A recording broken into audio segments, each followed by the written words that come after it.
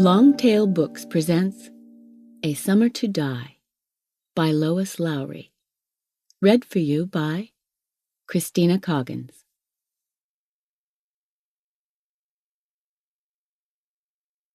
Chapter 1.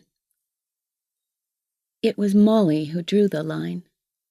She did it with chalk, a fat piece of white chalk left over from when we lived in town, had sidewalks, and used to play hopscotch, back when we both were younger. That piece of chalk had been around for a long time.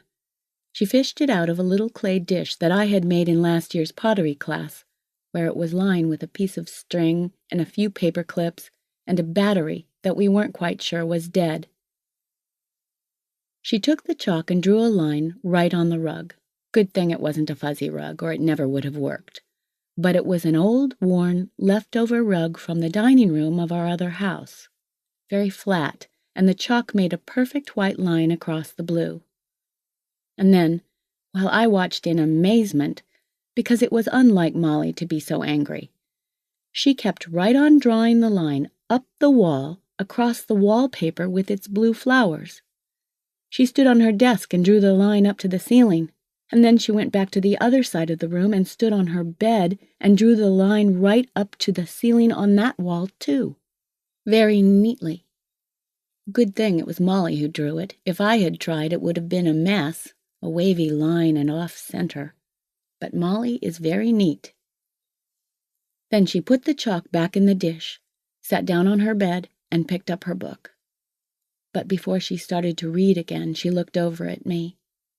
I was still standing there amazed, not believing that she had drawn the line at all, and said, "There. Now be as much of a slob as you want, only keep your mess on your side. This side is mine." When we lived in town, we had our own rooms, Molly and I. It didn't really make us better friends, but it gave us a chance to ignore each other more. Funny thing about sisters, well, about us anyway. Dad says it's unacademic to generalize. Molly is prettier than I am, but I'm smarter than Molly. I want, with my whole being, to be something someday. I like to think that someday, when I'm grown up, people everywhere will know who I am, because I will have accomplished something important.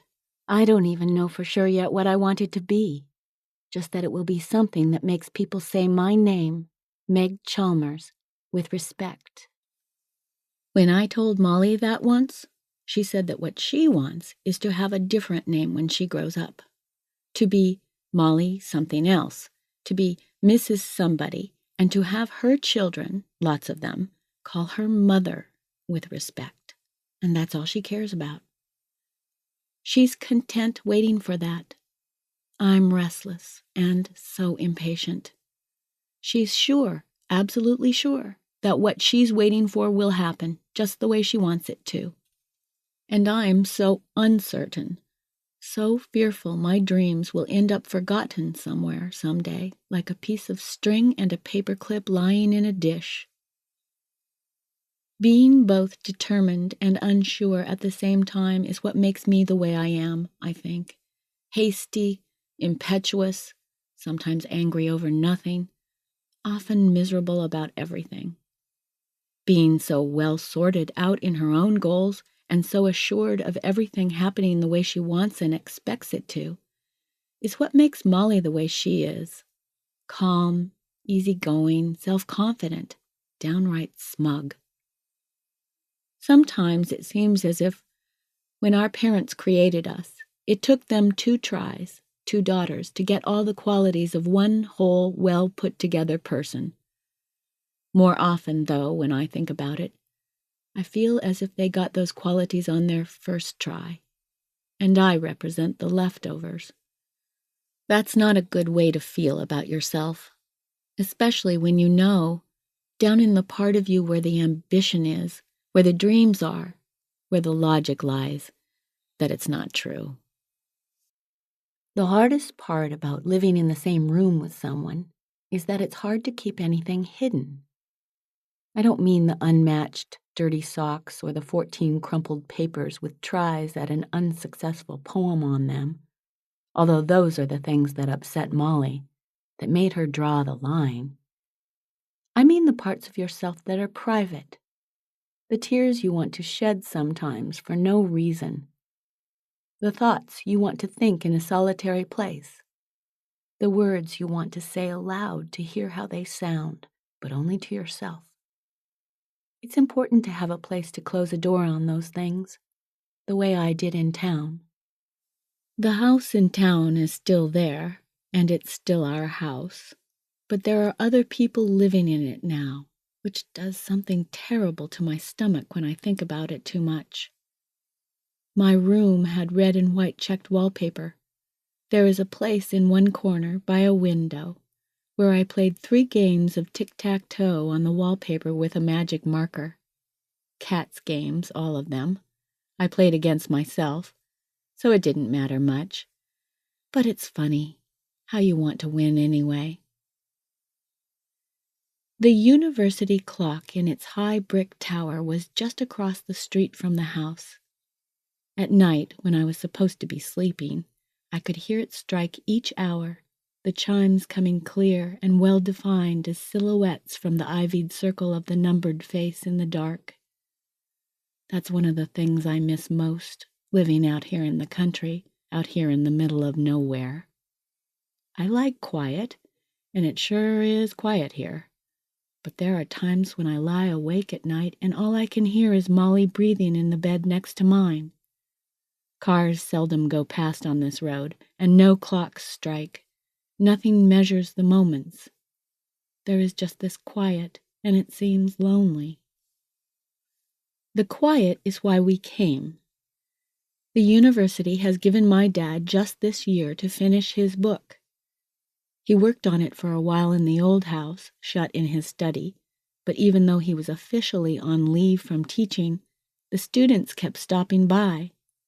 I just thought I'd drop in for a minute to see Dr. Chalmers, they'd say, standing on the porch, looking embarrassed. My mother would say, "Dr. Chalmers can't be disturbed." And then my father's voice would call from upstairs, "Let them in, Lydia. I want to stop for coffee anyway." So my mother would bring them in, and they would stay for hours, having coffee, talking to Dad, and then he would invite them for dinner, and Mother would add some noodles to the casserole, wash another head of lettuce for the salad, or quickly peel a few more carrots for the stew. We would take hours eating, because everyone talked so much, and my father would open a bottle of wine. Sometimes it would be late at night before they left. I would be in bed by then, listening to the clock chime across the street as they said goodbye on the porch, lingering to ask questions, to exhaust an argument, to laugh at another of my father's anecdotes. Then I would hear my parents come upstairs to bed, and I would hear my father say, "Lydia, I am never going to finish this book." The title of the book is The Dialectic Synthesis of Irony. When Dad announced that, very proud of it, at dinner one night, Mom asked, "Can you say that 3 times fast?" Molly and I tried and couldn't, and it broke us up. Dad looked very stern and said, "It is going to be a very important book." Molly said, "What is?" And he tried to say the title again, couldn't, and it broke him up too. He tried to explain to me once what the title means, but he gave up. Molly said she understood it very well, but Molly is full of bull sometimes. It was at breakfast the Saturday morning before Thanksgiving that Mom and Dad told us we were leaving the house in town. I had figured that something was going on, because my mother had been on the phone all week, and my mother is not the type of woman who talks on the phone very much. "We've found a house," Mom said, pouring more coffee for herself and Dad, "out in the country so that your father can have some peace and quiet. It's a lovely house, girls, built in 1840, with a big fireplace in the kitchen. It's on a dirt road and surrounded by 160 acres of woods and fields. When summer comes, we'll be able to put in a vegetable garden." summer. I guess Molly and I had been thinking the same thing, that she was talking about a month or so, maybe till after Christmas vacation. But summer? It was only November. We sat there like idiots with our mouths open. I had been born while we lived in the house in town 13 years before, and now they were talking about leaving it behind. I couldn't think of anything to say, which is not unusual for me, but Molly always thinks of things to say. "What about school?" she asked. "You'll go by bus to the Macwahock Valley Consolidated School. It's a good school, and it's only about a 20-minute bus ride." "Can you say that 3 times fast?" asked Dad, grinning. "Macwahock Valley Consolidated School?" We didn't even try. Consolidated School. I didn't even know what that meant. To be honest, it sounded to me as if the school needed a laxative. Anyway, school wasn't my main concern. I was thinking about my Thursday afternoon art class, which was just about to get into oils after umpteen weeks on watercolors, and my Saturday morning photography class, where my photograph of the clock tower at sunset had just been selected best of the week, beating out the 8 others in the class, which were all taken by boys. But I didn't even ask about my classes, about what would happen to them when we moved to the country, because I knew. "Dad," groaned Molly, "I've just made cheerleader." Boy, was that the wrong thing to say to my father. He's proud of Molly because she's pretty and all that, even though he always seems somewhat surprised by her, that all of a sudden, since she turned 15, she has boyfriends and stuff. Every now and then he looks at her and shakes his head in a kind of astonishment and pride. But he has this thing about priorities, and when Molly said that, he set down his coffee cup very hard and looked at her with a frown. "Cheerleading," he said, "does not have top priority." And that was that. It was all decided, and there wasn't anything to argue or fuss about. It was too busy a time anyway. We almost skipped Thanksgiving, except that there were students who couldn't go home for the vacation, and so 5 of them spent that Thursday with us, and Mom cooked a turkey. But most of the day we packed. The students helped to put books into boxes, and some of them helped Mom, packing dishes and kitchen things. I did all my packing alone that week. I cried when I fitted my new, unused box of oil paints, a gift for my 13th birthday the month before, into a box, and I cried again when I packed my camera. But at least those things, the things I cared about most, were going with me. Molly had to give her blue and white cheerleading outfit to one of the substitute cheerleaders, a girl named Lisa Halstead, who pretended to be sad and sympathetic, but you could tell it was phony. She couldn't wait to get home and try on that pleated skirt. And all of that was only last month. It seems like 100 years ago. Strange how the age of a house makes a difference. That shouldn't surprise me, because certainly the age of a person makes a big difference, like with Molly and me. Molly is 15, which means that she puts on eyeshadow when Mom doesn't catch her at it, and she spends hours in front of the mirror arranging her hair different ways. She stands sideways there, too, to see what her figure looks like. And she talks on the phone every evening to friends, mostly about boys. It took her about 2 days to make friends in the new school, 2 days after that to have boyfriends, and the next week she was chosen as a substitute cheerleader. Me, I'm only 2 years younger, and that seems to make such a difference, though I haven't figured out why. It's not only physical, although that's part of it. If I stand sideways in front of a mirror, which I don't bother doing, I might as well be standing backwards for all the difference it makes.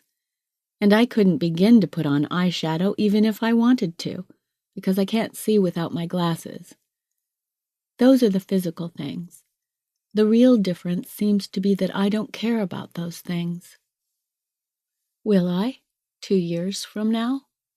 Or do I care now and pretend I don't, even to myself? I can't figure it out. As for friends, well, the first day at the consolidated school, when the first teacher said, "Margaret Chalmers," and I told him, "Would you call me Meg, please?" a boy on the side of the classroom called out, "Nutmeg." Now, 3 weeks later, there are 323 people in the Macquahawk Valley Consolidated School who call me Nutmeg Chalmers. You know the old saying about with friends like that, who needs enemies?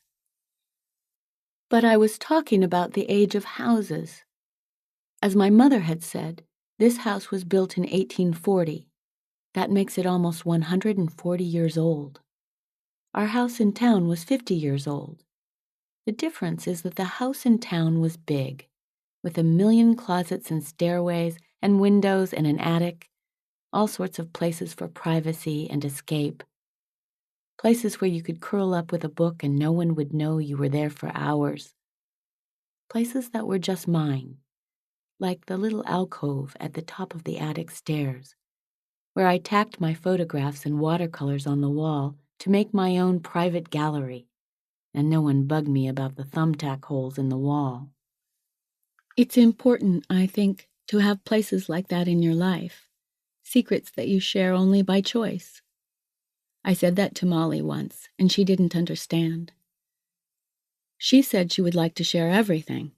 It's why she likes cheerleading, she said, because she can throw out her arms and a whole crowd of people responds to her. Here, in the country, the house is very small. Dad explained that it was built this way because it was so hard to keep it warm way back then. The ceilings are low, the windows are small, the staircase is like a tiny tunnel. Nothing seems to fit right. The floors slant, and there are wide spaces between the pine boards. If you close a door, it falls open again all on its own when you're not looking. It doesn't matter much the door's not closing, because there's no place for privacy anyway. Why bother to close the door to your room when it's not even your own room? When we got here, I ran inside the empty house while the others were all still standing in the yard trying to help the moving van get turned around in the snowy driveway. I went up the little flight of stairs, looked around, and saw the 3 bedrooms, 2 big ones, and the tiny one in the middle, just off the narrow hall. In that room, the ceiling was slanted almost down to the floor, and there was one window that looked out over the woods behind the house, and the wallpaper was yellow, very faded and old, but still yellow, with a tiny green leaf here and there in the pattern. There was just room for my bed and my desk and my bookcase and the few other things that would make it really mine.